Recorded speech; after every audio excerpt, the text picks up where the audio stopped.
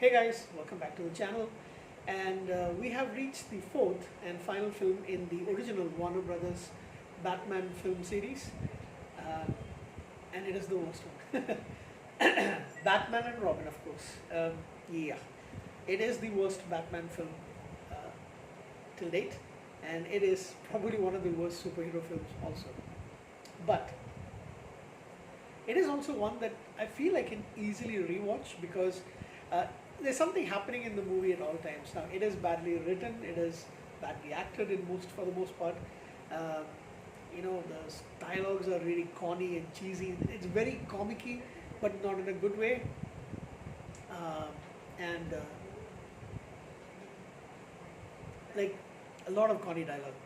Um, but like I said, it is pretty easy to sit through and watch. You're not going to be really bored. You're going to be astonished at the bad acting, yes. And now there's another reason why I actually hold this movie very near and dear to my heart. It is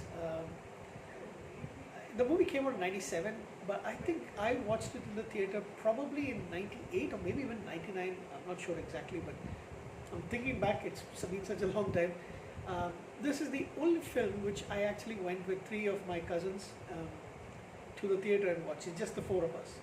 Uh, and back then we were really, really close. They they live in the UK. I haven't seen them in since that time basically. Not because of the movie, by the way. They don't hold a grudge against me. But I remember the younger two ones really wanted to watch this film, and that's why we went. Um, but it's the only movie that I've been with them and some other people as well. But this is the only movie, just the four of us. So it kind of like holds that special moment in the heart, like kind of like a bro bondage kind of thing. So because we were pretty close at the time. I was like 21, 22, and these guys were. I know the younger two ones were like around 11 and 7, I guess. 7, 8 maybe. Can't remember. Yeah, around 7, and the his older brother was around 11, and the other guy was I think 14 if I'm not mistaken. So yeah, there's a bit of a gap between me and them. So I I do hold that particular thing, that this movie outing and stuff, like kind of near and dear to my heart. I miss the guys, to be honest. I haven't seen them since that time. Anyway, we're not here to talk about nostalgia factor, but yeah, the movie, it is really bad. But this time it is George Clooney coming in as Bruce Wayne and Batman, and I think he regrets doing this film maybe, but his career has been really good since then, so maybe it doesn't matter. You also have Arnold Schwarzenegger as Victor Freeze, Mr. Freeze, the villain, one of the villains, and you have Chris O'Donnell returning as Dick Grayson, Robin, and coming in for the movie for the first time is Uma Thurman as Poison Ivy, as the other main villain, and Alicia Silverstone as Batgirl. She plays the niece of Alfred, um, Barbara Wilson, aka Batgirl, one of the many Batwomen and Batgirls, I guess. I'm not really familiar with the character, but yeah, and I think she's probably one of the weakest links. Uh, yeah. So the funny part is this movie. One of the songs in the film is "The End Is the Beginning Is the End" by the Smashing Pumpkins. Actually won the Grammy Award for Best Hard Rock Performance at the 40th Grammy Awards. But the movie turnout was very bad from critics and fans as well, and therefore they cancelled the planned uh, sequel, which is supposed to have been the fifth movie, a lot more darker, so it was supposed to be called Batman Unchained, and it was actually cancelled. They abandoned the plans. But yeah, you have Mr. Freeze, who's the new villain. He is stealing jewels, mainly diamonds, because of a freak accident that caused him to become, he lost all his hair. He basically needs to be really cold.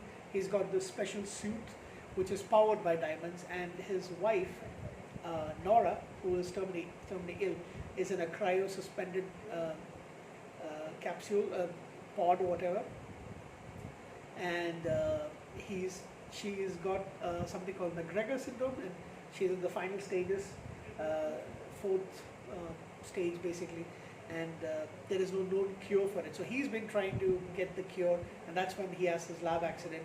He can't live at average temperatures, normal temperatures. He has to have this cryogenic suit, so it's really cool for him. And yeah, Arnold Schwarzenegger has some of the worst one-liners that you'll ever hear. So cheesy, so corny. So they have this fight out between them, and he managed to steal one of the big diamonds. And then there's also another accident. Well, not an accident, it's actually on purpose. Dr. Pamela Isley, or Isley, she was working under the kind of like kooky doctor Jason Woodrow, and she sees that he's got plans for this super serum called Venom, which he creates like super soldiers, and people are bidding for it. So she threatens to expose him, but he overturns a bunch of the toxins and venom and all that stuff, and thinks he's dead, but she gets resurrected with the plants over there. She's a botanist, and she comes back into as Poison Ivy, and she can control plants, and she kills Woodrow because now her lips are very, very poisonous. Jesus Christ.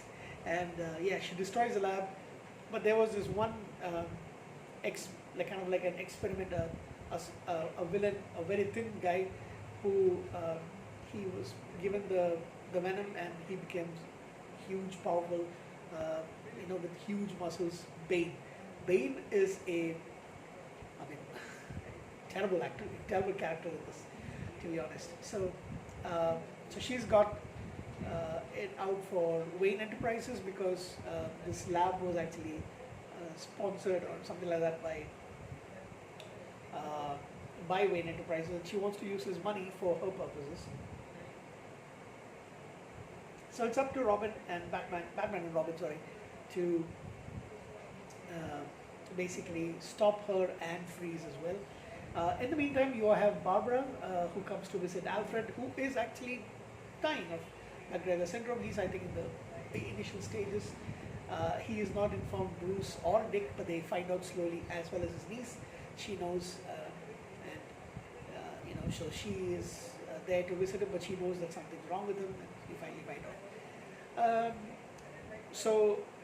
Well, basically, she's got the suit that Alfred has kept for her. She becomes Batgirl, and they go and fight the evil villains. Things are all good in the end, but yeah, the movie is really, really bad. In the end, Freeze is saved by Batman. Tells him that I can help, because Poison Ivy basically tricked him to think that Nora was killed by Batman, but actually she tried to kill her instead, and she isn't dead, so he can continue his research in exchange for helping Alfred. Alfred is cured, and now they're a closer unit of 4 people, where it's Batman and Robin and Batgirl joining in to fight crime. That's basically how the movie ends, and Poison Ivy goes a little kooky because she is in prison with Dr. Freeze. So yeah, we've got Michael Gough returning as Alfred Pennyworth, Pat Hingle as Commissioner James Gordon, the most comedic James Gordon ever, Ella McPherson as Julie Madison, who plays Bruce Wayne's girlfriend. At one point she actually proposed to him, and Bruce is not interested in Ella McPherson. Alright, Vivica Fox has a small role, as does Vendela Kersenbaum. I think she's that famous model as such. Yeah, she was a Norwegian, she still is, but Norwegian Swedish model, television host and actress. She's got a very small role, she doesn't really speak. John Glover plays Dr. Jason Woodrow, by the way. He is crazy. Bane was portrayed by Robert Swenson. A huge guy. He becomes Poison Ivy's bodyguard. The movie was made on a budget of roughly $160 million, and it only made $238 million at the box office. If you're a movie collector, you really want to have this in your collection. Yes, I do have it. Where's my Batman collection? Yeah, I got one box set with all the 4 Warner Brothers initial movies over there. It's there with me. And yeah, you will definitely have it in your collection if you don't live in India. or you have a lot of money, you can have a huge collection. It made 238 million at the box office, considered a flop, and therefore it cancelled out the other movie. And they went in a different direction altogether with the reboot. So I will give this movie a reluctant. I mean, like I said, this is one of those where I do watch it because I know it's bad. I can give it maybe a 5 out of 10, maybe a 6 if I'm being generous. But I will definitely rewatch this movie again whenever I want to watch all the Batman movies in order. So yeah, maybe a 5 out of 10. Thank you.